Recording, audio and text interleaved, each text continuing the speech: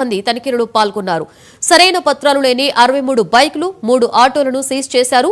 వాహనాలతో పాటుగా కత్తులు, కర్రలు, గొడ్డలను కూడా స్వాధీనం చేసుకున్నారు. గ్రామాలలో ఏమైనా సమస్యలు ఉంటే పోలీసుల దృష్టికి తీసుకువస్తే చట్ట ప్రకారంగా పరిష్కరిస్తామని డీఎస్పీ అన్నారు.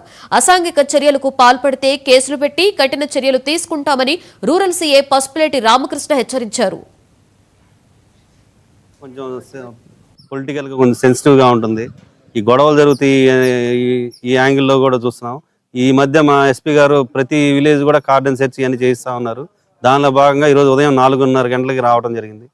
ఈ 7-7:30 వరకు చేస్తూ ఉన్నాము. దీనిలో ఇప్పుడు ఈరోజు కార్డన్ సెర్చ్ చేస్తే ఈ ఊర్లో మాకు మొత్తం ఒక 63 బైకుల దాకా దొరికినాయి వితౌట్ రికార్డ్స్. అలాగే 3 ఆటోలు, ఈ కర్రలు, కటార్లు, ఈ కొడవళ్ళు, గొడ్డలు దొరికినాయి.